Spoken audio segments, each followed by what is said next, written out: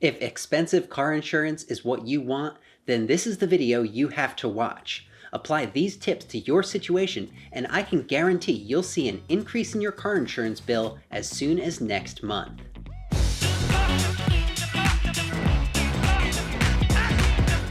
Hello and welcome to Finance Personal Practical, where you get the information you need to understand and succeed with money. It seems like everyone's always talking about ways to save money on car insurance. That's great and all, but what if you wanted to spend more on car insurance? If you've got more cash than you know what to do with, then today's your lucky day. I'm about to give you 10 awesome tips for increasing the cost of your car insurance. Let's start things off with number 10. Be young. Everyone knows that the younger you are, the more you're going to be paying for car insurance. This is because young people tend to be new and inexperienced drivers who typically exhibit behaviors while driving that lead to insurance claims. For a nice boost in your insurance premium, aim for 25 or lower for your age. For the highest premiums possible, just search Google for driving age in and then put the name of the state you live in. When it comes to expensive car insurance, the younger, the better, as long as you're old enough to legally drive. Moving on to number 9, try to change insurance companies frequently, at least once per year. You see, when you stick with one insurance company for a long period of time, like 3 or 5 years, they start to give you something called a loyalty discount. By switching from company to company at least once per year, you'll be able to avoid that discount, and you'll be well on your way to more expensive insurance. Number 8 on the list is to never shop around for the lowest price. The more you shop around, especially with insurance companies you've never heard of before, the lower the price will be. The only companies worth buying insurance from are the ones with commercials during the superb owl. How could an insurance company really take care of you, the customer, if they're not even spending $100 million on advertising every year? Skip the little guys and stick to the big fish only.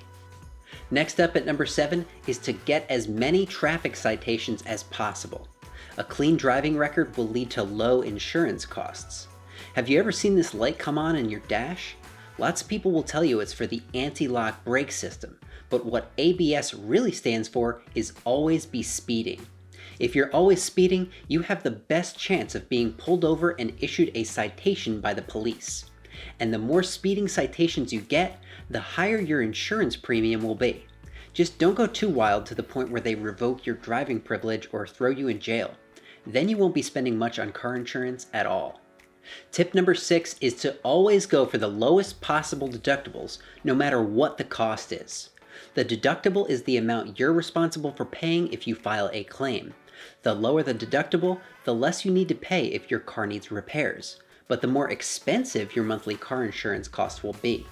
Some insurance companies might even offer a $0 deductible, which would be ideal for people who are looking to maximize their monthly expenses.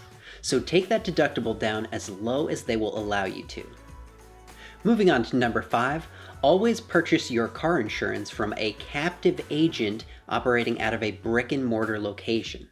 A captive insurance agent is one who can only sell you insurance from a single company. On the other end of the spectrum, you've got insurance brokers who can shop around and look at many different insurance companies to find the lowest possible price. Stay away from those guys if you're looking to spend more money. A captive agent will usually work out of a well-kept, conveniently located commercial office space and pay rent, utilities, and additional employees who pick up the phone when you call. All that overhead means you get to pay more for your insurance premium. Number 4 is to drive a luxury sports car. The more rare and exotic, the better. Don't bother with Toyota or Honda. Those cars are slow, economical, and inexpensive to repair. All they're going to do is bring your monthly insurance bill down. You want something fast, luxurious, with only a handful of authorized service centers that will be happy to take your insurance company's money. Bonus points if your vehicle can only be serviced by the manufacturer. Next, tip number 3 is to live in an area with lots of accidents and insurance claims. The more insurance claims there are in your area, the more likely you are to make a claim. And the more money your car insurance company will charge you for the privilege of maintaining a policy. I'm talking about places like Detroit, New York City, and Hialeah. The average cost of car insurance in each of those cities ranges from $250 all the way up to $500 per month. You know you're in the right place when you walk out your front door and see an advertisement for a personal injury attorney right in your face. Tip number 2 is to be single. Now, I'm not saying you can't date someone, but don't even think about getting married. Because when you're married, your rates tend to go down for 2 reasons. One for your marital status, and one for having multiple cars on a single insurance policy. It's an easy way to make your insurance bill go down. So if you want to keep your costs up, don't you dare put a ring on that finger. And finally, my number 1 tip for increasing your car insurance cost is to file an insurance claim for every little thing. Insurance companies love it when you don't file claims. That means they don't have to pay for any repairs. And to show their appreciation, you typically get some kind of safe driver discount. No thanks.